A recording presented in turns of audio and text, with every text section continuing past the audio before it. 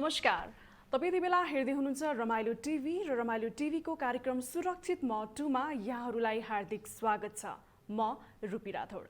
विशेष गरी कार्यक्रम सुरक्षित ममा हामी विशेष गरी कोभिडसँग केन्द्रित रहेर चाहिँ कुराकानी गर्ने गर्छौँ। विशेष गरी यो 1 घण्टाको अवधिमा चाहिँ कोभिडको यो महामारी जुन फैलिरहेको छ योबाट चाहिँ हामी कसरी सजिलै तरिकाले चाहिँ अब लड्न सक्छौँ त यो कोभिडको महामारीबाट। त्यसै गरी धेरै उपायहरू पनि हामीले तपाईँलाई यस कार्यक्रमको थ्रुबाट दियौँ। हामी कोरोनाबाट चाहिँ कसरी सजिलै तरिकाले चाहिँ अब बाँच्न सक्छौँ भन्ने कुराहरू पनि हामीले धेरै व्यक्तित्वहरूलाई निम्ताएर चाहिँ यस कार्यक्रमको थ्रुबाट चाहिँ तपाईँहरूलाई धेरैभन्दा धेरै जानकारी दियौँ। र पक्कै पनि कोभिडको सङ्क्रमण निकै बढिरहेको छ र रिकभर्ड हुनेको सङ्ख्या पनि बढिरहेको छ भने डेथ हुनेको सङ्ख्या पनि बढी नै रहेको छ। त्यसै कारणले गर्दा एकदमै रिक्वेस्ट रहेको छ र सदाझैँ यो कार्यक्रमको थ्रुबाट हामीले भनि नै रहेका छौँ, मैले भनि नै रहेका छु, यति बेला हामी आफ्नो हेल्थलाई चाहिँ एकदमै धेरै टेक केयर गरिरहनुपर्छ र जुन मापदण्डहरूलाई चाहिँ दिइएको छ हाम्रो सरकारले सबै मापदण्डहरूलाई चाहिँ पालना गरिदिनु होला र 3 basic need which is mask, sanitiser and social distancing यो तीनटालाई चाहिँ एकदमै राम्रो तरिकाले चाहिँ मेन्टेन गरिदिनु होला। अति आवश्यक काम छ भने मात्र बाहिर जानु होला, त्यो पनि सबै मापदण्डहरूलाई अपनाएर। आई होप सो तपाईँहरू चाहिँ एकदमै घरमा बसेर चाहिँ सुरक्षित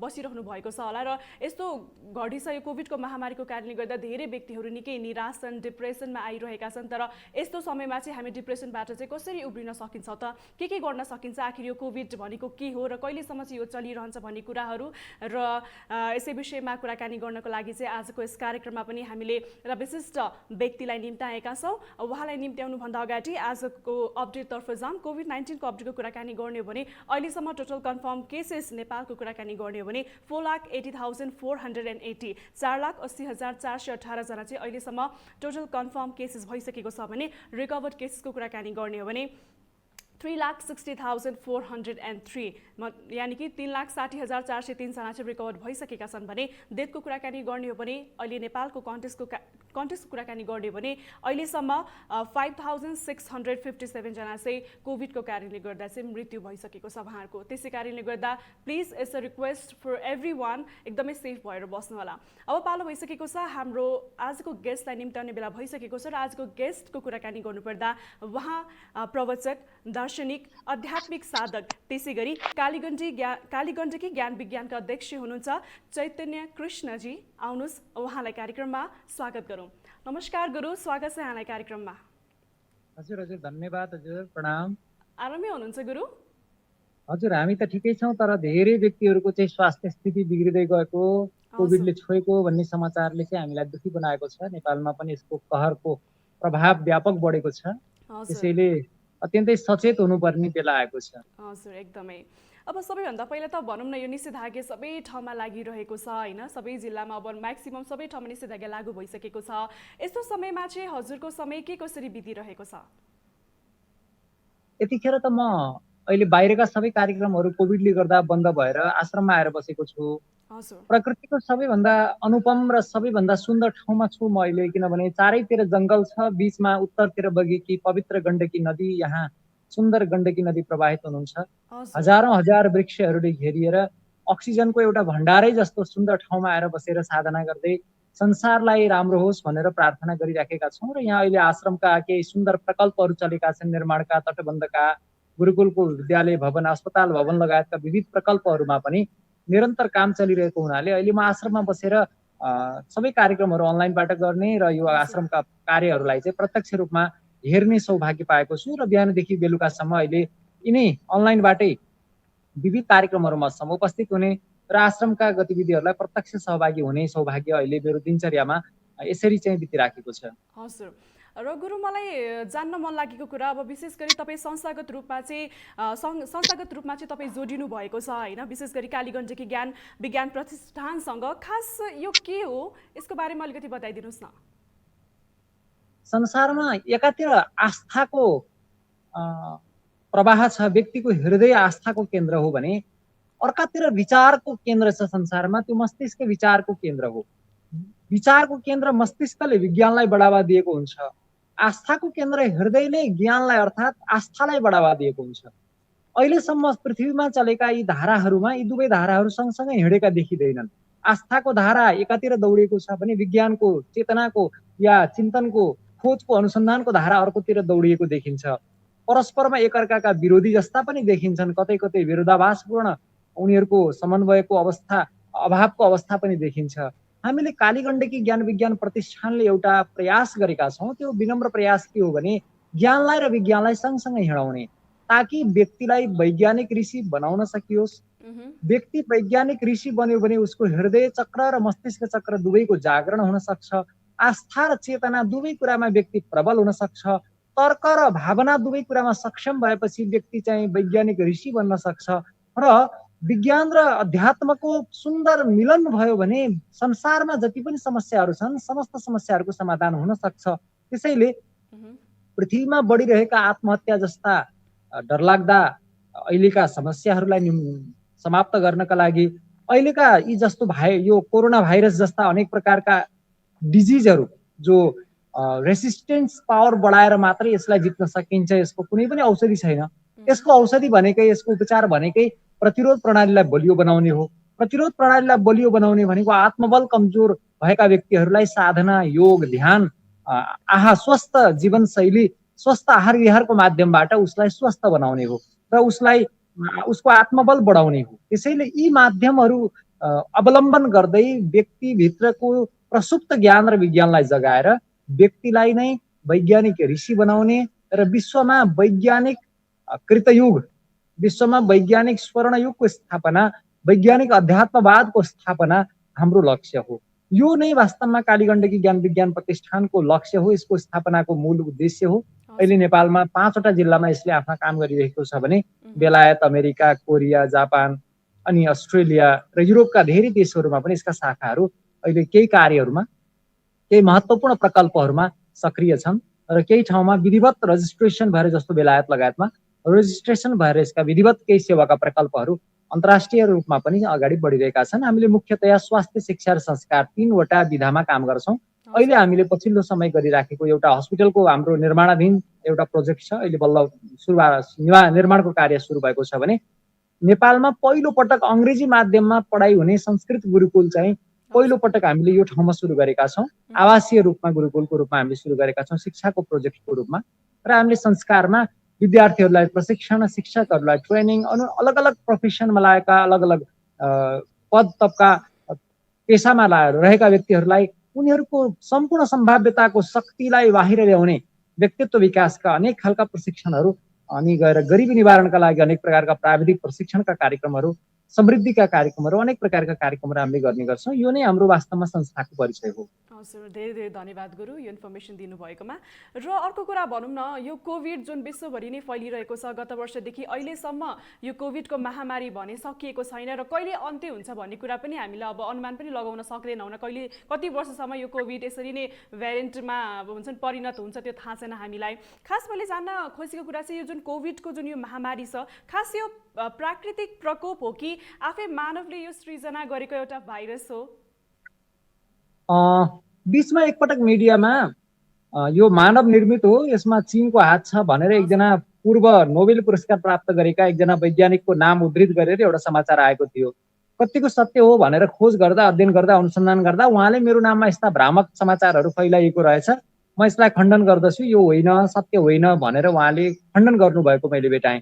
वास्तवमा मानवीय यो षड्यन्त्र हो, मानव निर्मित हो भन्ने कुरा चाहिँ यो मान्छेहरूले चाहिँ गर्ने कुरामा मात्रै आधारित छ, यो तथ्यमा आधारित छैन।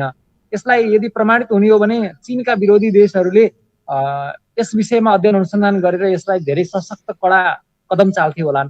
त्यो कुरा प्रमाणित भएको छैन। यो एउटा प्राकृतिक प्रकोपको रूपमा देखिन्छ अहिले। तर प्राकृतिक प्रकोप पनि कस्तो भने पशु पक्षीहरू जसलाई मान्छेले खानु हुँदैन, जसलाई मान्छेले संरक्षण गर्नु पर्थ्यो, माया गर्नु पर्थ्यो, जसको संरक्षक स्वयं मानव थियो, तिनीहरूलाई जबरजस्ती उनीहरूको हत्या गरेर सेवन गर्ने एउटा गलत संरक्षक नै भक्षक बन्ने स्थितिमा पुगिसक्दाखेरि, प्रकृतिको नियम उल्लङ्घन हुँदाखेरि यो प्राकृतिक प्रकोप आएको कुरा चाहिँ यसको चाहिँ अध्ययनबाट देखिन्छ। चमेरो लगायतका प्राणीहरूलाई मानवले चाहिँ आफ्नो आहार बनाउँदाखेरि उनीहरूको शरीरमा भएका भाइरसहरू मानवको शरीरमा आइसकेपछि एकजना सन्त हुनुहुन्थ्यो जसको सानिध्यमा म 3 वर्ष बस्ने मौका पाएँ। 102 वर्षसम्म धरतीमा रहेर उहाँले शरीर छोड्नुभयो, श्रद्धेय स्वामी रामसुखदास महाराज। उहाँले भन्नुभएको थियो, अहिले मानवहरूको शरीरमा र पशुहरूको शरीरमा भएका रोगहरू यदि मानवले पशुहरूलाई खाने यो क्रम र अझै व्यापक रूपमा पशु मांसको उपयोगको प्रक्रिया बढ्दै गयो भने पशुहरूको शरीरमा भएका रोगहरू मानव शरीरसँग मिश्रिएर रोगहरूको पनि एउटा संकर वर्णशंकर जस्तै रोगहरूको पनि एउटा डरलाग्दो र झनै भयावह स्थिति हुन सक्छ, जसबाट मान्छेलाई बचाउन गाह्रो पर्न सक्छ भनेर उहाँले हामी छँदाखेरि हाम्रो प्रवचनको बीचमा उहाँले भन्नुभएको थियो।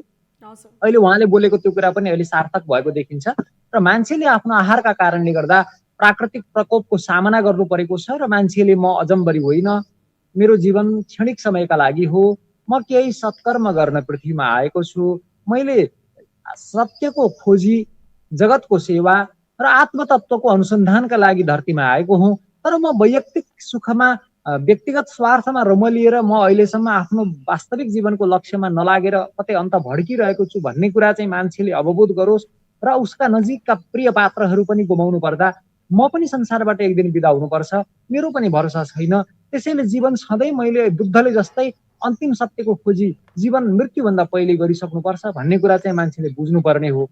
खास गरी यो प्राकृतिक प्रकोप मान्छेलाई यही शिक्षा दिनका लागि आएको हो, बुद्धलाई बुद्ध बनाउनका लागि आएको हो यो प्राकृतिक प्रकोप। तर मान्छे अझै बुद्ध बन्ने बाटोमा नलागेर उल्टै अब यो रोगबाट बच्न भन्दै अझै अझै मासु र अन्डा सेवन गर्दैछन् मान्छेहरू, मानवीय भावनाभन्दा अझ टाढा जाँदैछन्। कतै अल्कोहलको चाहिँ हातमा यो अल्कोहलबाट बनेको जुन विभिन्न प्रकारका रासायनिक पदार्थहरू छन्, सेनिटाइजर लगायतका, तिनी पदार्थहरूबाट हात धुने मात्र होइन कि यो अल्कोहल सेवनले चाहिँ भाइरसलाई पनि जित्न सकिन्छ भनेर प्रयोग गर्दा कैयौं देशका कैयौं व्यक्तिहरूको मृत्यु भएका समेत हामीले घटनाहरू सुन्छौँ।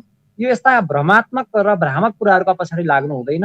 खास गरी भाइरस भनेको एक प्रकारको हाम्रा 4 प्रकारका इन्फेक्टिभ डिजिजहरू मध्ये ब्याक्टेरियाजन्य, भाइरसजन्य, फंगस भनेको ढुसीजन्य र प्यारासाइट भनेको परजीवीजन्य 4 प्रकारका इन्फेक्टिभ डिजिजहरू हुन्छन्, संक्रामक रोगहरू हुन्छन्। यो भाइरसको उपचार आजसम्म पृथ्वीमा बनेको छैन। भाइरसका लागि एन्टिभाइरस भ्याक्सिन बनाउने चलन छ। भ्याक्सिन भाइरस आइसक्यो भने त्यसको आउनुभन्दा पहिले नै त्यसको विरुद्धको एन्टिबडी शरीरले बनायो भने त्यो भाइरसको एन्टिजेनलाई समाप्त गर्न सक्छ र मान्छे स्वस्थ हुन सक्छ भनेर एउटा खतरा मुक्त बनाइएको भाइरस हो। त्यो हानि नगर्ने, रेप्लिकेट नहुने खालको भाइरस चाहिँ त्यो इन्फेक्सनमा को माध्यमबाट इन्फेक्ट गरिने हो। तर यो भाइरस को यो जुन भ्याक्सिन लगाउँदैमा मात्रै व्यक्ति चाहिँ रोगबाट बच्न सक्छ भन्ने कुराको चाहिँ प्रमाणित हुँदैन, किनभने त्यही भाइरसको भ्याक्सिन मात्रले पनि मान्छेलाई असर गर्न सक्छ र कैयौं भाइरस भ्याक्सिनहरू चाहिँ असफल भएका उदाहरणहरू पनि देखिएका छन्। कतिपय देशका चाहिँ भ्याक्सिनहरू चाहिँ सफल भएको पनि देखिएको छ। त्यसैले गर्दा यो त्यति पूर्ण विश्वास गर्न सकिने आधार चाहिँ होइन। तर हामीले आफ्नो रेसिस्टेन्स पावरलाई बढायो भने, हामी सचेत भयो भने, हामीले हाम्रो चाहिँ जीवनशैलीलाई कन्ट्रोल गरेर हामी चाहिँ दीर्घ रोगहरूबाट, क्रोनिक र एक्युट दुवै प्रकारका रोगहरूबाट यदि हामी मुक्त छौँ, यदि हाम्रो चेतना चाहिँ सबै प्रकारका विरुद्ध परिस्थितिसँग लड्नका लागि तयार छ भने, आत्मबल यदि हाम्रो चाहिँ बलियो छ भने हामी यो विरुद्ध लड्न सक्छौँ। र त्यसै गरी गुरु, यहाँ आध्यात्मिक गुरु हुनुहुन्छ होइन, र यो चराचर जगतमा बेला बेलामा हुने जुन यो प्राकृतिक प्रकोपहरू छ, सो आध्यात्मिक दृष्टिकोणले चाहिँ कसरी तपाईँले चाहिँ विश्लेषण गर्नुहुन्छ त? खास गरी अध्यात्म भनेको संसारका मान्छे मात्र होइन, मान्छे जस्तै संसारका समस्त प्राणीहरू नै समान हुन् र मानव जे उद्देश्यका लागि धरतीमा आएको हो त्यो उद्देश्य छोडेर अन्यत्र भड्किरहेको अवस्थामा त मान्छे पशुभन्दा पनि नीच हुन्छ। र यी सबै प्राणीहरू बराबर हुन्, किनभने सबै एउटै आत्मा हुन्, सबै उस्तै आत्मा हुन्, सबै समान आत्माहरू हुन्। अधिकार पनि सबैको बराबर हुन्छ, मानवको पनि अधिकार हुन्छ, पशुको पनि अधिकार हुन्छ, समस्त वृक्ष वनस्पतिको पनि अधिकार हुन्छ। वृक्ष वनस्पतिलाई पनि जथाभावी छेदन गर्नु, पशु पक्षीहरूलाई जथाभावी हनन गर्नु यो मानव अधिकार भन्दा विरोधी कर्म हो। र मानवले आफू वास्तवमा अध्यात्म भनेको आफू जस्तै सबैलाई सोच्ने, don't treat others as you not like to be treated. अरूप्रति त्यो व्यवहार नगर जो व्यवहार तिमीले अरूबाट अपेक्षा गर्दैनौ। त्यसैले हामीले अरूबाट जे अपेक्षा गरेका हुन्छौँ त्यस्तै व्यवहार अरूप्रति गर्ने र अरूबाट हामीले जे अपेक्षा गर्दैनौँ त्यो व्यवहार कसैप्रति नगर्नु नै वास्तवमा अध्यात्म। अधि भनेको नजिक, आत्म भनेको आत्मा सम्झेर, सबैलाई आफ्नो आत्मा सम्झेर, आफू जस्तै सम्झेर, आफू बराबर सम्झेर, आफू समान सम्झेर, सबैलाई आफू तुल्य व्यवहार गर्नु, स्वयं बराबर सम्झेर व्यवहार गर्नु, आफूलाई जे गरिन्छ त्यस्तै गरी अरूलाई गर्नु नै वास्तवमा अध्यात्म हो। र यो अध्यात्मले यस्ता प्राकृतिक प्रकोपहरूलाई कसरी लिन्छ भन्दाखेरि जब व्यक्तिको आत्मिक चेतना नष्ट भएर व्यक्ति चाहिँ पूर्ण रूपमा भौतिक बन्छ। त्यसपछि उसलाई यो जीवन चाहिँ क्षणिक हो, आत्मा नै अमर छ र यो शरीर चाहिँ नाशवान छ भन्ने सचेत गराउनका लागि, चेतना दिनका लागि यस्ता प्रकोपहरू आउँछन् र व्यक्तिलाई घचघच्याउँछन्, व्यक्तिलाई चाहिँ सजग गराउने प्रयास गर्छन् भनेर आध्यात्मिक ग्रन्थहरूमा आध्यात्मिक महापुरुषहरूले हामीलाई अहिलेसम्मका आइसकेका महापुरुषहरूले, पुराना प्राचीन बुद्ध पुरुषहरूले हामीलाई बताउनु भएको छ। हजुर। र भनौँ न, अघि हामीले भ्याक्सिनको पनि कुराकानी गरेका थियौँ, हजुरले पनि भन्नुभयो होइन, कतिजना मान्छेले त अब कमसेकम भ्याक्सिन लगाइसकेपछि त अलिकति डर हुँदैन यो कोभिडबाट बस्नु भन्ने कुराहरू पनि आइरहेको थियो। तर हजुरको विचारमा आध्यात्मिक स्तरबाट चाहिँ यसको निराकरण छ कि छैन, उपायहरू छ कि छैन त यहाँबाट बस्नको लागि? मैले अघि पनि भनिसकेँ, दुईटा उपाय छन्, एउटा भ्याक्सिनेसन र अर्को चाहिँ प्रतिरोध प्रणाली। प्रतिरोध प्रणालीलाई नै बलियो बनाउनका लागि भ्याक्सिनेसनको प्रयोग गरिने हो। भ्याक्सिनका लागि जति प्रयोग हुनु पर्थ्यो, जति चाहिँ त्यसका चाहिँ जति चरण पार गर्नुपर्ने हुन्थ्यो त्यति चरण पार गरेको छैन। जे होस्, अहिले बजारमा चाहिँ भ्याक्सिन आएको छ, तर कतिपय भ्याक्सिन लगाएका व्यक्तिहरूलाई पनि फेरि पुनः सङ्क्रमण भएका कयौँ घटनाहरू भएका समेत पनि प्रसङ्गहरू सुनिन्छन्। त्यसैले गर्दा केही न केही काम त गरेको छ, गरेकै छैन भन्न मिल्दैन, तर पूर्ण रूपमा काम गरेको देखिँदैन। अहिले जुन भ्याक्सिनले जति काम गरेको हुनुपर्ने हुन्थ्यो सामान्य रूपमा, यसको ट्रायलका जति पनि स्टेजहरू, फेजहरू पार गर्नुपर्ने हो त्यो पुरै पार नगरेको हुनाले अहिले त्यति चाहिँ पूर्ण रूपमा यो भ्याक्सिन सफल भएको देखिँदैन। त्यसैले अब योग ध्यानको पछाडि लाग्नु, यो हाम्रो प्राकृतिक जीवनशैली र हर्बल मेडिसिन, प्राकृतिक जडीबुटीहरूबाट हाम्रो शरीरलाई निरापद औषधिहरूको माध्यमबाट, जडीबुटीको माध्यमबाट शरीरलाई स्वस्थ बनाउनु चाहिँ एउटा, किनभने एलोपेथीमा यसको अर्को कुनै भ्याक्सिनेसनको बाहेक अर्को कुनै विकल्प रहेन। तर होमियोपेथी, युनानी चिकित्सा, चाइनिज चिकित्सा, हर्बल चिकित्सा, यी जम्मै हाम्रा पूर्वीय मूल्यमा आधारित हाम्रा वैदिक शिक्षाबाट मिश्रित भएका चाहिँ पद्धतिहरू हुन्। यी सबै प्राकृतिक चिकित्सा, यी चिकित्साहरूले चाहिँ एलोपेथी भन्दा धेरै हदसम्म व्यक्तिको प्रतिरोध प्रणालीलाई बलियो बनाउनलाई काम गर्न सक्छन्। हजुर।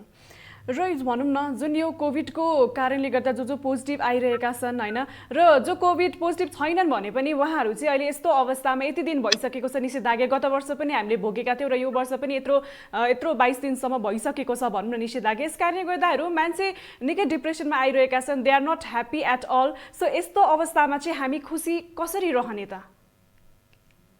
खास गरी यो रोगको अभिवृद्धिसँगै एउटा विकराल समस्या चाहिँ मानसिक समस्या आएको छ र यो मानसिक समस्याबाट बच्नका लागि सबैभन्दा राम्रो बाटो आध्यात्मिक बाटो। आध्यात्मिक साधनामा यदि हामी जोडियौँ भने, योगमा जोडियौँ भने, ध्यानमा जोडियौँ भने, साधनामा जोडियौँ भने, सत्सङ्गमा लाग्यौँ भने हाम्रो चेहरामा खुसी रहिरहन्छ। हामीले थाहा पाउँछौँ एक दिन त संसारबाट म बिदा भएर जानै पर्छ, आज होस् या भोलि होस्, ठिक छ, आज आए पनि म खुसी छु, 10 दिनपछि आए पनि ठिक छ, 20 वर्षपछि आए पनि ठिक छ। जाने तयारी, मृत्युको तयारी हो सत्सङ्ग भनेको। वास्तवमा जानु पर्दैन, नगए पनि जुनसुकै क्षण हुँदाखेरि, त्यो घटना हुँदाखेरि अरूले पनि सहन सक्ने, आफूले पनि सहन सक्ने, त्यस्तो ठुलो रियाक्सन नभइकन सहज रूपमा संसारबाट मुस्कुराएर बिदा हुन सकिने त्यस्तो जीवन जिउने कला छ, त्यसको नाम हो सत्सङ्ग। त्यसैले त्यो सत्सङ्गसँग कतै न कतै जोडिएका व्यक्तिहरूमा चाहिँ यी मानसिक समस्याहरू देखिँदैनन्। जो अत्यन्त चरम भौतिकवादी छन्, जसको दृष्टिमा ईश्वर छैन, कुनै आस्थामा कतै पनि आस्था छैन, त्यस्ता व्यक्तिहरूका लागि चाहिँ यो भयावह हुन सक्छ र तिनीहरूलाई फेरि न त फर्किएर आउने अर्को पुनर्जीवन र पुनर्जन्मको उनीहरू विश्वास गर्छन्, न त कुनै परम अस्तित्वको त्यो there must be something behind every cause. यो कज एन्ड इफेक्ट थ्योरी अनुसार पनि प्रत्येकको पछाडि रहेको त्यो परमात्मालाई उनीहरूले विश्वास नगर्ने हुनाले तिनीहरूलाई चाहिँ अलिक बढी असर हुने सम्भावना हुन्छ। त्यसैले अब यसलाई साँच्चै भन्नुपर्दा यो रोगको चाहिँ कारणले मान्छे जति मरेका छन् भनिन्छ कोभिडले मरे, तर के हुन्छ भने साधारण अवस्थामा पनि व्यक्ति कोभिडले मरिन्छ, फलानु मर्यो अरे, यति उमेरको व्यक्ति पनि मर्यो भनेर कोभिड लागेपछि समाजले गर्ने जुन एउटा दुर्व्यवहार छ, छिसी र दूर गर्ने प्रवृत्ति छ, यी सबै कारणले गर्दाखेरि व्यक्ति चाहिँ, कतिपय व्यक्तिहरू चाहिँ असमयमा अकालमा मर्नु परेको चाहिँ सत्य हो। र यो मानसिक समस्या सँगसँगै समाजको दुर्व्यवहारले पनि व्यक्ति मृत्युको मुखमा धकेलिएका छन्। यो दुर्व्यवहारलाई पनि अन्त्य गर्न र व्यक्तिको आत्मबललाई पनि बढाउन, यी दुवै कुराका लागि चाहिँ सबैभन्दा राम्रो कुरा ध्यान हो, सत्सङ्ग हो। र ध्यान र सत्सङ्गसँग जोडियो भने व्यक्तिको आत्मबल बढ्छ, चेतनाको चाहिँ स्तर बढ्छ, सामर्थ्य बढ्छ, रेसिस्टेन्स पावर बढ्छ र ऊ जति पीडामा पनि मुस्कुराउन सक्ने हुन्छ। र जसरी यहाँले भर्खरै भन्नुभयो ध्यान गर्नु पर्यो, सत्सङ्ग गर्नु पर्यो भन्ने कुराहरू यहाँले गर्नुभयो, त्यसै गरी खानेकुराहरूमा चाहिँ यस्तो अवस्थामा चाहिँ के चाहिँ विशेष गरी ध्यान दिनु पर्यो खानेकुराहरूमा, के कुराहरू चाहिँ खाइदिनु पर्यो यस्तो अवस्थामा? अब कोभिडले कसलाई सबैभन्दा बढी असर गरेको छ भनेर अहिले हामीले हेऱ्यौँ भने मुटु रोग भएकालाई असर गरेको छ, किडनीको समस्या भएकालाई असर गरेको छ, प्रेसर हाई भएकालाई असर गरेको छ, अनि कुनै पनि प्रकारको स्ट्रोकहरू भएको या कुनै पनि दीर्घ रोगहरू, लाइफस्टाइल बेस्ड क्रोनिक डिजिजहरू कुनै भएको व्यक्तिहरूलाई चाहिँ यसले बढी असर गरेको देखिएको छ। क्यान्सरलाई जितेका व्यक्तिहरू पनि हाम्रो यही स्याङ्जाको हाम्रै क्षेत्रका चाहिँ वर्तमान सांसद श्रद्धेय भागवत प्रकाश मल्लजी हुनुहुन्छ, उहाँका पिताजी भर्खरै उहाँले क्यान्सरलाई जित्नुभयो, तर कोभिडलाई जित्न गाह्रो पर्यो। त्यसैले गर्दा क्यान्सरलाई जितेका व्यक्तिहरूलाई पनि कहिलेकाहीँ कोभिडले चाहिँ अप्ठ्यारो पारेको छ। त्यसैले गर्दाखेरि दीर्घ रोग भएका व्यक्तिहरू जुन रोगमा यो कोभिडले बढी असर गरेको छ त्यो रोग विरुद्धका भोजनहरू, जस्तो मुटु रोगलाई बढाउने चिजहरू भनेको एनिमल प्रोटिन हो। त्यो कस्तो भने दुई प्रकारका प्रोटिन हुन्छन्, संतृप्त र असंतृप्त बोसो भनिन्छ त्यसलाई। त्यो एनिमल प्रोटिन जुन चाहिँ एक प्रकारको संतृप्त बोसो हो, त्यो बोसो पाइने चिजहरू भनेका माछा, मासु, अन्डा, यी चिजहरू चाहिँ अत्यन्तै मुटु रोग भएका व्यक्तिहरूले, कोलेस्ट्रोल हाई भएका व्यक्तिहरूले, प्रेसर हाई भएका व्यक्तिहरूले, स्ट्रोक र कोरोनरी हार्ट डिजिजको मुटु रोगको सम्भावना भएका व्यक्तिहरूले सेवन गर्नु हुँदैन। प्रेसर हाई हुनुको एउटा कारण पनि कोलेस्ट्रोल हो। कोलेस्ट्रोलबाट बच्नका लागि यी चिजहरूबाट बच्नुपर्छ। यति मात्रै होइन, दुध, दही, घिउ पनि एकदमै कम लिनुपर्छ र दुध पनि तर काटेर खानुपर्छ। त्यो चाहिँ हामीले ख्याल गर्नुपर्ने हुन्छ। कतिपय व्यक्तिहरूलाई दुध पचाउन गाह्रो पर्ने भएर दही सेवन गर्नु उपयोगी हुन्छ। र अरू कुराहरूमा जस्तो हामीले किडनीको कुराहरू गरौँ या मस्तिष्कका अरू शरीरका विभिन्न अङ्गहरूको कुराकानी गरौँ, कोभिडले सबैभन्दा बढी असर गर्ने फोक्सोलाई हो। फोक्सोमा हाम्रा करोडौं त्यो साना साना श्वासका थैलीहरू हुन्छन्, तर हामीले श्वास लामो नलिने हुनाले, श्वासलाई राम्रोसँग लिन नजानेको हुनाले हाम्रा ती श्वास थैलीहरू बन्द भएका हुन्छन्। र यो सबैभन्दा राम्रो, फोक्सोलाई बलियो बनाउनका लागि सबैभन्दा राम्रो तरिका भनेको प्राणायाम हो। श्वास लामो लिने, केही बेर रोक्ने, फेरि फाल्ने, केही बेर रोक्ने, कुम्भक, बहिर्कुम्भक, अन्तर्कुम्भक, पूर्वक, रेचक, पूरक र कुम्भक, यी तीनवटा अभ्यासहरू राम्रोसँग गर्न सक्यो भने, अनि कपालभातीमा चाहिँ श्वासलाई फाल्ने मात्रै हुन्छ, भित्र सहजै जान्छ। म जस्तो यहाँ गरेर देखाउँछु।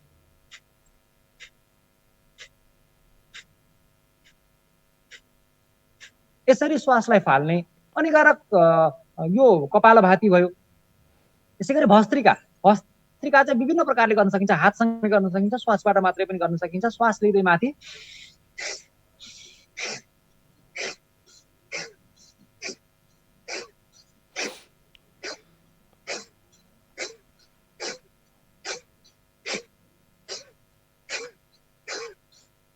यस प्रकारका विभिन्न अभ्यासहरू चाहिँ हाम्रो फोक्सोलाई मजबुत बनाइदिन्छन्। यसलाई आधुनिक मेडिकल साइन्समा आधुनिक मेडिकल डक्टरहरूले पनि यसलाई चाहिँ ब्रिदिङ एक्सरसाइज भन्छन्। जे होस्, हाम्रा ऋषि महर्षिहरूले बताएका यी श्वासका विभिन्न क्रियाहरू, जसलाई आधुनिक मोडर्न साइन्सले पनि अत्यन्तै व्यावहारिक रूपमा यसलाई स्वीकार गरेको छ, त्यो हाम्रो लागि हर्षको विषय हो।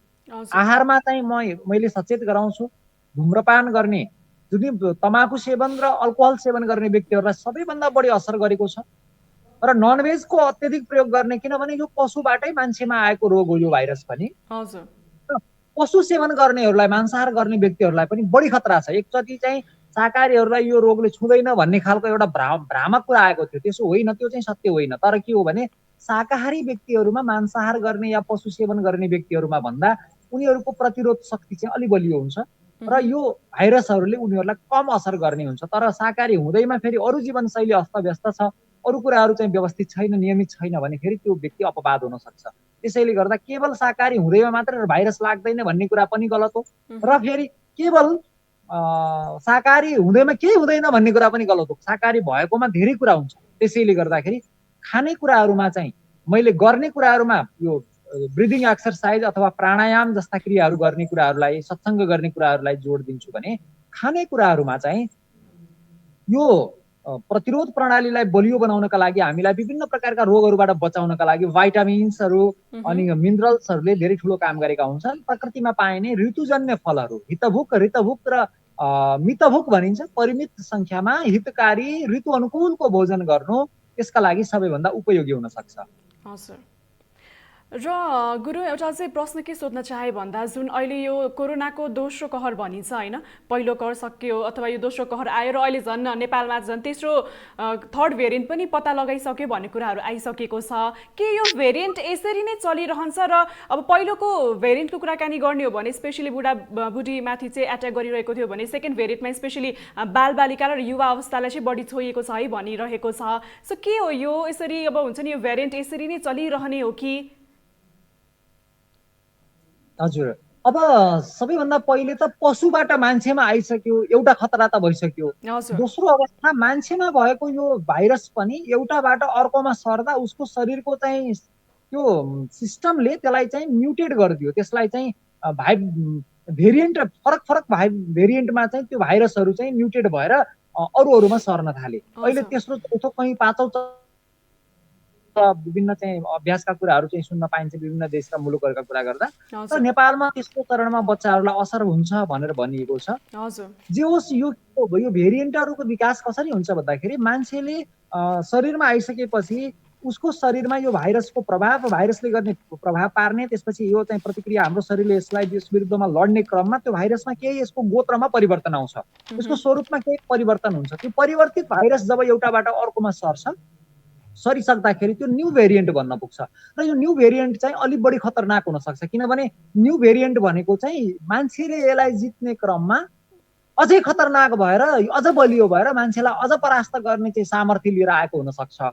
त्यसैले गर्दा जति पनि नयाँ भेरिएन्टहरू आउँछन् त्यति खतराको स्थिति, खतराको घन्टी बज्न सक्छ। त्यसैले बच्चाहरू सबैभन्दा सजग हुनुपर्ने हुन्छ, किनभने यो भाइरस फैलाउनुमा विद्यालयहरू र बच्चाहरूको ठुलो हात हुन सक्छ। त्यही भएर विद्यालयहरू बन्द गर्नु उपयोगी थियो। तर कुरा के भने बच्चाहरू दिनभरि बाबुआमाले बस भने पनि नबस्ने, पल्ला गरेर गइरहने, केटी भेटिरहने, जताततै दौडिरहने, खेलिरहने, अनेक कुराहरू गरिरहने। यद्यपि उनीहरूको चाहिँ शरीरको चाहिँ संरचना हेर्दाखेरि उनीहरूको चाहिँ अलि दीर्घ रोग भएका वृद्ध व्यक्तिहरू या अरू ठुला व्यक्तिहरू भन्दा पनि बच्चाहरूको शरीर राम्रो देखिन्छ कतै भने, कतै उनीहरूको चाहिँ जीवनशैली अलि अस्तव्यस्त, अलि फरक देखिने हुनाले पनि उनीहरू खतरामा हुन सक्छन्। जे होस् तेस्रो भेरिएन्ट चाहिँ पत्ता लागिसकेको छ अहिले स्वास्थ्य मन्त्रालयको तथ्याङ्क अनुसार। नेपालमा तेस्रो भेरिएन्ट पनि आइसक्यो भन्ने कुरा चाहिँ अब खतराको घन्टी बजिसकेका छ। त्यसैले म देशभरका सम्पूर्ण आमा बुवा दाजुभाइ दिदीबहिनीहरूलाई अनुरोध गर्छु, घरमै हजुरहरूले आफ्ना बच्चा बच्चीलाई महाभारतहरू देखाउनुहोस्, रामायणहरू देखाउनुहोस्, विष्णु पुराणहरू देखाउनुहोस्, आध्यात्मिक सिरियलहरू देखाउनुहोस्, ताकि उनीहरूले यो बेलामा ज्ञान आर्जन गर्न सकुन्, यो बेलामा केही संस्कार सिक्न सकुन्। राम्रो कार्यक्रमहरूमा घरमै सहभागी बनाएर उनीहरूलाई त्यो गेमहरूमा फ्री फायरदेखि लिएर अनेक प्रकारका यस्ता चाहिँ अनेक प्रकारका गेमहरूमा होइन, राम्रा उनीहरूको ज्ञान, संस्कार, चेतना अभिवृद्धि हुने खालका राम्रा कार्यक्रमहरूमा लगाएर बच्चाहरूलाई चाहिँ घरमै राख्नुहोस्, हिँड्न नदिनुहोस्। बच्चाहरू बढी खेल्ने, एकछिन पनि बस्न नसक्ने हुन्छन्, उनीहरूलाई घरभित्रै खेल्ने वातावरण गराइदिनुहोस्। उनीहरू घरभित्रै दौडिउन्, घरभित्रै अनेक चिज बनाउने र बिगार्ने गरून्, तर समाजमा दौडिएर अन्त गएर साथीभाइलाई भेटेर यो चाहिँ रोगको कहरलाई फैलाउने काम नगरून्। त्यसैले बच्चाहरूलाई चाहिँ अत्यन्तै सुरक्षित र संरक्षित गर्नका लागि पनि मैले अभिभावकहरूसँग अनुरोध गर्छु, किनभने आजको आज तत्कालै भन्ने बित्तिकै यो रोगलाई जित्न सकिँदैन। यो लामो एउटा अभ्यासले गर्दा मानव शरीरमा विकसित भएको एउटा प्रतिरोधात्मक प्रणालीले यसलाई जित्नुपर्ने हुन्छ र तनावले पनि यसलाई धेरै बढाउने काम गर्छ। त्यसैले तनावमुक्त हुनका लागि सत्सङ्ग गर्ने, अनि त्यसपछि फोक्सोलाई बलियो बनाउनका लागि चाहिँ ब्रिदिङ एक्सर्साइज, प्राणायामहरू गर्ने, आहार विहारलाई एकदम सही। म एउटा कुरा अनुरोध गर्छु, जति बजे उठ्ने हो फिक्स 3 बजे उठ्ने हो भने 3 बजे उठ्ने बानी गर्नुहोस्, 9 बजे सुत्ने हो भने 9 बजे सुत्ने बानी गर्नुहोस्, सुत्नुभन्दा 3 घण्टा अगाडि भोजन गरिसक्नुहोस्, पानी पर्याप्त मात्रामा पिउनुहोस्। हाम्रो शरीरमा यदि पिसाब पहेँलो रङको आएको छ भने पानीको कमी भएको हुन्छ, पानीको कमी भयो भने किडनीको चाहिँ समस्या हुन सक्छ, किडनीको समस्या भयो भने फेरि यही कोरोनाले पनि बढी असर गर्ने हुन्छ। त्यसैले गर्दाखेरि पहिला आफ्नो शरीरलाई स्वस्थ राख्नुहोस्, आधा घण्टामा अलिकति थोरै पानी पिउनुहोस्, राति सुत्नुभन्दा अगाडि पनि केही मनतातो पानी पिएर सुत्दाखेरि रातको लागि राम्रो हुन सक्छ। सुत्दाखेरि पनि चारैतिर ढोकाहरू बन्द गरेर, झ्यालहरू बन्द गरेर, एकदम बन्द गरेर एसी लगाएर नसुत्नुहोस्, खुला झ्याल ढोकाहरू खोलेर खुला हावा भएको ठाउँमा चाहिँ सुत्ने बानी गर्नुपर्छ। घरभित्रै सुते पनि झ्यालहरू खोलेर सुत्ने बानी गर्नुपर्छ। र यदि सम्भव हुन्छ भने घरभित्र पनि घरको चारैतिर तुलसीका वृक्षहरू चाहिँ लगाउनुहोस्। हाम्रो परम्पराले, संस्कृतिले हाम्रो तुलसीलाई पूजा गर्ने, वृक्षारोपण, तुलसी रोपण गर्ने परम्परा सिकाएको छ। रातिमा पनि अक्सिजन दिने वृक्ष हो तुलसी। त्यसैले तुलसी प्रशस्त मात्रामा घरको आसपासमा राख्नुहोस्, ताकि हामीलाई अक्सिजनको अभाव नहोस्, हामीलाई श्वास फेर्न गाह्रो नहोस्। फोक्सोलाई बलियो बनाउनका लागि विभिन्न अभ्यासहरू गर्नुहोस्। म चाहिँ यिनै कुराहरू भन्छु। हाम्रा ती बन्द भएका जति पनि फोक्सोका श्वास थैलीहरू छन्, तिनीहरूलाई प्राणायामको माध्यमबाट खोलेर एकदम मजबुत बनाउन सक्यौँ भने अनि यो भाइरससँग लड्न सक्ने क्षमता र शरीरले त्यति बेरमा चाहिँ एन्टिबडी बनाउने सम्भावना बढ्न सक्छ। हजुर। र गुरु अर्को कुरा के हो भन्दा जब यो कोभिड आयो होइन पहिलो पटक भनौँ न त्यति बेला चाहिँ अब 5-6 महिनासम्म चाहिँ हामीलाई थाहा छैन, तर एउटा के कुरा चाहिँ धेरै भाइरल भइरहेको थियो भन्दा एउटा किताबमा चाहिँ यो कोरोना भाइरसको बारेमा चाहिँ अलरेडी लेखेको थियो होइन, यस्तो यस्तो चाहिँ 2020मा आउँछ भन्ने कुराहरू छ। सो यस्ता प्रकोपहरूको बारेमा कहीँ कतै धार्मिक रूपमा पनि पहिलेदेखि नै पूर्व उल्लेख छ कि छैन, अथवा थियो कि थिएन? यो शिव पुराणको फलानो यो श्लोकमा चाहिँ यो कोरोना आउँछ भनेर भनिएको थियो भनेर जुन श्लोकहरू भनिएको थियो, मैले त्यसको सत्य तथ्य अध्ययन गरेको थिएँ। अध्ययन गर्दाखेरि त्यो भ्रामक निस्कियो, त्यो शिव पुराणमा त्यो श्लोक छैन है। त्यसैले गर्दाखेरि यो फलानो समयमा यस्तो हुन्छ भनेर अहिले पछि भइसकेपछि खोज गरिएका कुरा हुन्। म एउटा कुरा भन्छु, विश्वभरका वैज्ञानिकहरू पनि फेल भएका छन् र विश्वभरका ज्योतिषहरू पनि फेल भएका छन्। यो महामारीको विषयमा कसैले पनि, कुनै वैज्ञानिकहरूले पनि, कुनै ज्योतिषहरूले पनि अब यस्तो कोरोना आउँछ भनेर भनेको कुनै प्रामाणिक तथ्य भेटिँदैन।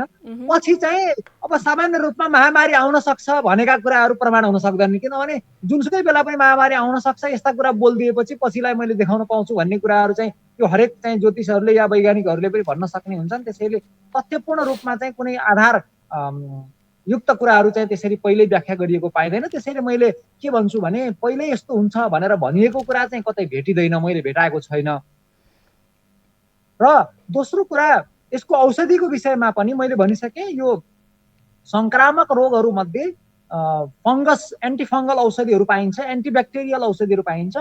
अब यो एन्टिभाइरल यो भाइरसजन्य रोगहरूको लागि चाहिँ वास्तवमा जति पनि दादुरादेखि हामीले विभिन्न प्रकारका खोपहरू लगाउँछौँ ती सबै भ्याक्सिनहरू वास्तवमा त्यही रोगका भाइरसहरूबाटै, ती भाइरसलाई रेप्लिकेसन नहुने गरी त्यही भाइरसबाटै बनाइएको हुन्छ। त्यही भएर रोग नआउँदासम्म त्यसको विरुद्धको औषधि बन्न सक्दैन। त्यो रोग आएपछि त्यही भाइरसको कारणले त्यही भाइरसलाई नै एक प्रकारले त्यसलाई त्यसको चाहिँ रेप्लिकेसन हुन नसक्ने गराएर भनेको एउटाबाट अर्को रेप्लिकेट भएर बढेर अर्को दोस्रो भाइरस नजन्मने, तर त्यसको कारणले शरीरले चाहिँ एउटा भाइरस आयो भनेर त्यसलाई परास्त गर्नका लागि एन्टिबडी बनाउने खालको मेकानिजम चिन्तन गरेर चाहिँ त्यो भाइरसको चाहिँ भ्याक्सिनेसन बनाइएको हुन्छ। त्यसैले कुनै पनि भाइरस जन्य रोग आउनुभन्दा पहिले त्यसको भ्याक्सिन बनाउने कुरा सम्भव छैन। र यति बेला हाम्रो नेपाली जनताहरू धेरैजना चाहिँ अहिले कोभिडको महामारीको चपेटमा परेका छन्। धेरैजना चाहिँ अहिले चाहिँ बेडको अभावको कारणले गर्दा चाहिँ घरमै चाहिँ होम क्वारेन्टाइनमा बसिरहेका छन् होइन गुरु। सो स्पेसली त्यस्ता व्यक्तित्वहरूलाई चाहिँ तपाईँ एउटा के मोटिभेसनल कुराहरू भन्न चाहनुहुन्छ सो द्याट उहाँहरूको चाहिँ मनोबल चाहिँ नटुटोस्?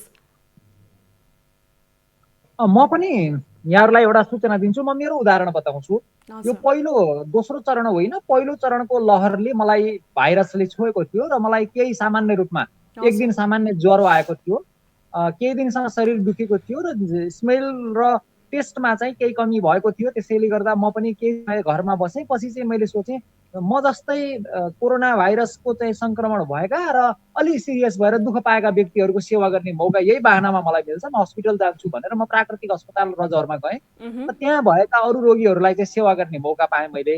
र मैले क्वारेन्टाइनमा बस्नुभएका या कुनै हस्पिटलको बेड प्राप्त गरेर त्यहाँ उपचार लिइरहनु भएका व्यक्तिहरूलाई म के भन्छु भने सबैभन्दा पहिलो कुरा नातिनुहोस्।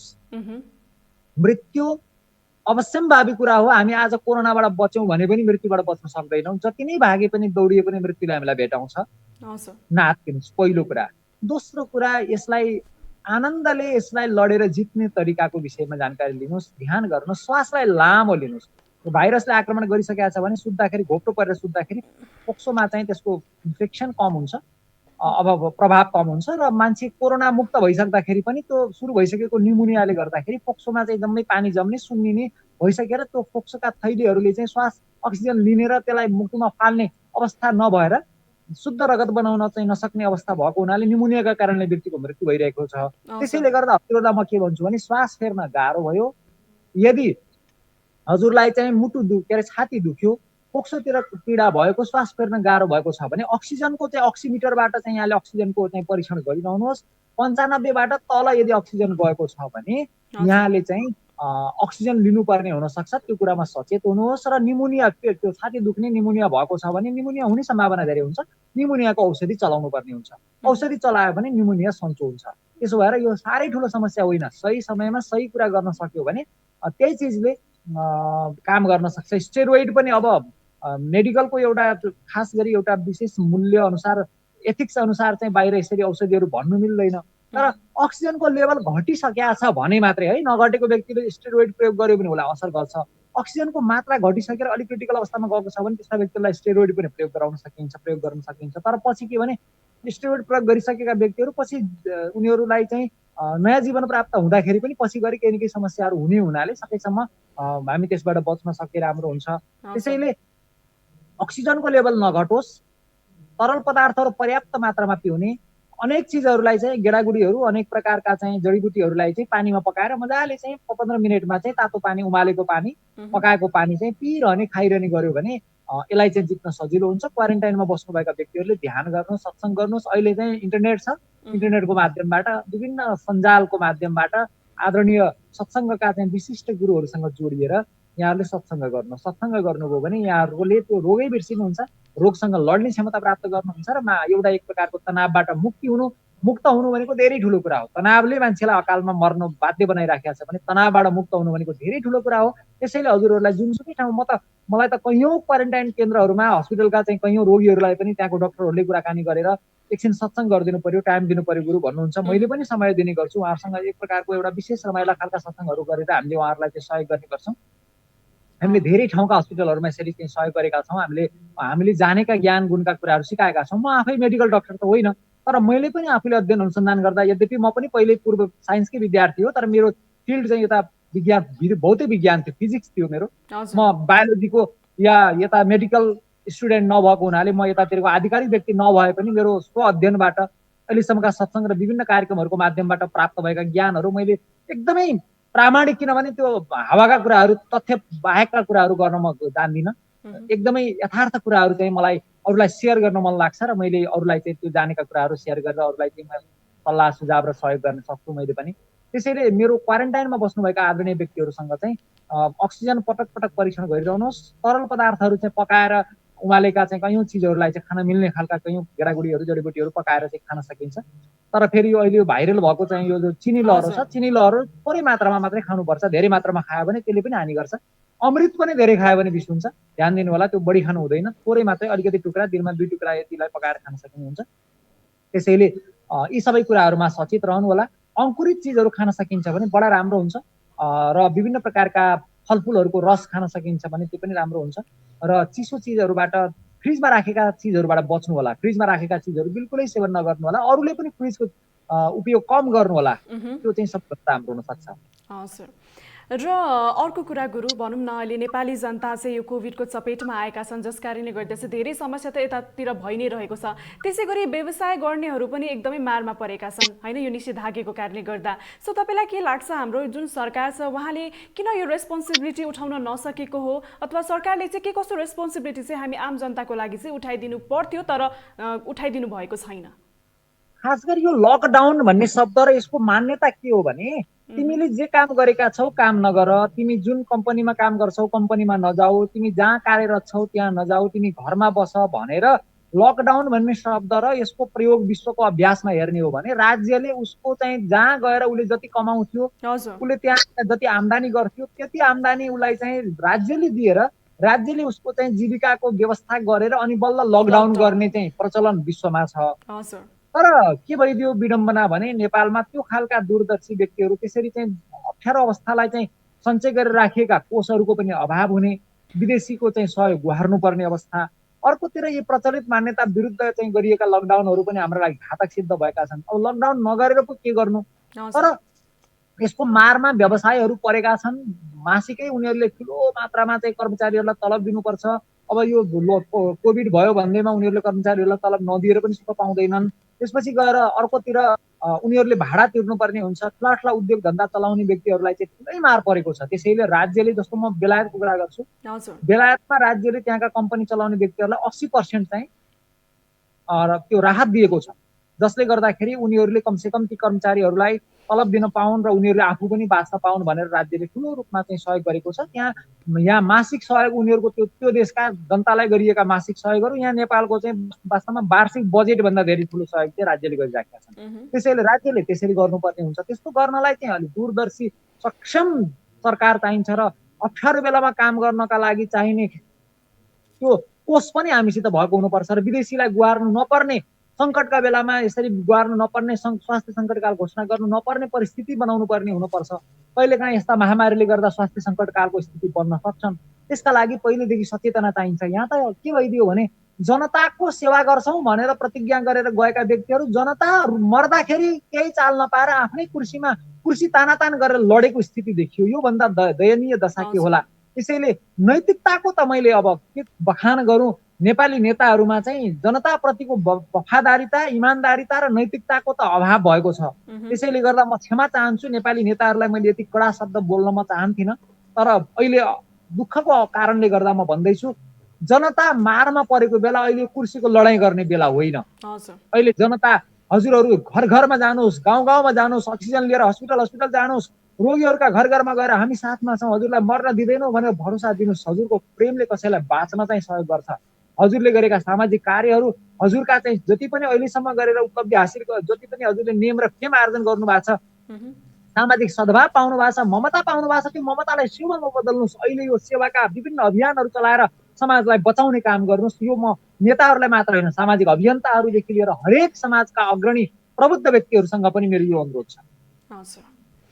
गुरु धेरै धेरै धन्यवाद। कार्यक्रम सुरक्षित मटुमा चाहिँ यहाँ कनेक्ट भइदिनु भयो र आज यो कोभिडको बारेमा धेरै इन्फर्मेसनहरू दिनुभयो, कसरी बस्न सकिन्छ भन्ने उपायहरू पनि गरिदिनु भयो होइन। सास प्रश्वासदेखि ब्रेथिङको कुराहरूदेखि लिएर सबै कुरा इन्क्लुड गरिदिनु भएकोमा यहाँलाई धेरै धेरै धन्यवाद। अन्तिममा मैले छुट्याएका र यहाँलाई चाहिँ भन्न मन लागेका कुराहरू के छ भने यहाँले भन्न सक्नुहुन्छ। यो रमाइलो टेलिभिजनको यो सुन्दर संवादमा जोडिएर यहाँहरूसँग केही यसरी प्रत्यक्ष यो भाइबरको माध्यमबाट म स्याङ्जाको उत्तर वाहिनी क्षेत्रमा भएर पनि रमाइलो टेलिभिजनको यो कार्यक्रममा जोडिन पाएँ। सम्पूर्ण दर्शक महानुभावहरू, रमाइलो टेलिभिजनका सद्य सञ्चालकज्यूहरू र उद्घोषिका हजुरलाई पनि, कार्यक्रम सञ्चालिकालाई पनि म धन्यवाद दिन्छु। खास गरी अन्तमा मैले भन्नै पर्ने कुरा के छ भने यो जीवन क्षणिक छ। हामी चाहेर पनि सधैँभरि बाँच्न सक्दैनौँ। बाँचुन्जेल जीवनभर त्यस्तो केही कर्म गर्नुहोस् ताकि प्राण सजिलरी छोड्न पाइयोस्। मृत्यु पूर्व नै अन्तिम शाश्वत सत्यको खोजी गर्नुहोस् ताकि पछुताउनु नपरोस्, अन्तिममा रिग्रेट र रिपेन्टेन्स गरेर प्राण त्याग गर्नु नपरोस्। त्यसैले अहिले नै सचेत भएर कुनै पनि क्षण हाम्रो मृत्यु हुन सक्छ भन्ने चेतना चाहिँ अवेरनेस हाम्रो चाहिँ जीवनमा रहोस्, यो अनुरोध गर्छु। अहिले चारैतिर पानी परेको छ, मेरो चारैतिर पानीको आवाज पनि आएको छ। नजिकै कलकल गण्डकी निरन्तर बगिरहनु भएको छ। गण्डकी एक क्षण विश्राम गर्नुहुन्न। त्यसै गरी हामीले पनि सेवा गर्दा एक क्षण पनि विश्राम नगरिकन निरन्तर समाजलाई हामीले दिइरहनुपर्छ। के दिन्छ भन्ने होइन, जसले दिन्छ दे उता। हरेक चिजहरू जसले दिन्छ ऊ देउता हो। हजुर देवता बन्नुहोस्, मानवबाट देवता बन्ने एउटा अमूल्य अवसर हो, एउटा ठुलो चाहिँ अमूल्य समय हो। त्यसैले यो समयलाई सदुपयोग गर्नु। समय अनुकूल भयो, कोभिड पछिको चाहिँ यहाँहरूलाई भ्रमणका लागि त्यस्तो चाहिँ अनुकूल समय भयो भने स्याङ्जा र पाल्पाको बिचमा, मालुङ्गा र हुङ्गीको बिचमा अवस्थित यो सुन्दर उत्तर वाहिनी क्षेत्र जो विश्वकै मनोरम क्षेत्रहरू मध्ये पर्छ, नेपालको त सर्वाधिक सुन्दर ठाउँ हो। यो असाध्यै सुन्दर र साह्रै नै पर्यटकीय सुन्दर ठाउँ छ। यो सुन्दर ठाउँमा हजुरहरू आउनुहोस्। ज्ञान र विज्ञानको समन्वय कसरी हुन सक्छ, मानिस वैज्ञानिक ऋषि कसरी बन्न सक्छ, बालकहरू संस्कारित कसरी हुन सक्छन्, यी सबै कुराहरू प्र्याक्टिकली यहाँ हजुरहरूले हेर्न पाउनुहुन्छ, देख्न पाउनुहुन्छ। यो पवित्र अभियानमा हजुरहरू जोडिन सक्नुहुन्छ।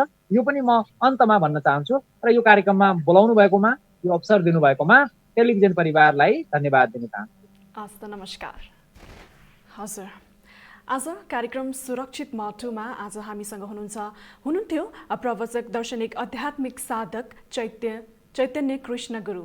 पक्कै पनि उहाँको कुराहरू, उहाँको बानीहरू सुनेर हामी तपाईँ एकैछिन भए पनि यो 1 घन्टाको अवधिको समयमा भए पनि एकदमै मोटिभेट भयो होला, एकदमै पोजिटिभ भाइब्स क्रिएट भइसकेको छ। उहाँले एउटा एकदमै पोजिटिभ भाइब्स छोडेर गइसक्नु भएको छ होला। सो आई होप सो यो 1 घन्टाको अवधि एकदमै इफेक्टेड भयो होला र जे उहाँले भन्नुभएको छ यस्तो बेलामा के गर्नुपर्छ, के गर्नु पर्दैन, के उपायहरू छ। मेन भनेको यस्तो समयमा हाम्रो चाहिँ फोक्सो चाहिँ कमजोर हुनु भएन। सो फोक्सोलाई कमजोर नहुनको लागि चाहिँ हामीले चाहिँ के गर्नुपर्छ त, ब्रिथिङ सिस्टमलाई चाहिँ कसरी गर्नुपर्छ भन्ने कुराहरू पनि उहाँले गर्नुभयो र पक्कै पनि यहाँले सुन्नुभयो होला उहाँको कुरा भने पक्कै पनि त्यो आफ्नो जीवनमा पनि लागू गर्नुहुन्छ होला र एकदमै सुरक्षितसँग बस्नुहुन्छ होला। So thank you so much. यहाँहरूले पनि मलाई 1 घन्टा जेलसम्म चाहिँ साथ दिनुभएकोमा यहाँलाई धेरै धेरै धन्यवाद। अब चाहिँ हामी कार्यक्रमको अन्तिमतर्फ आइसकेका छौँ।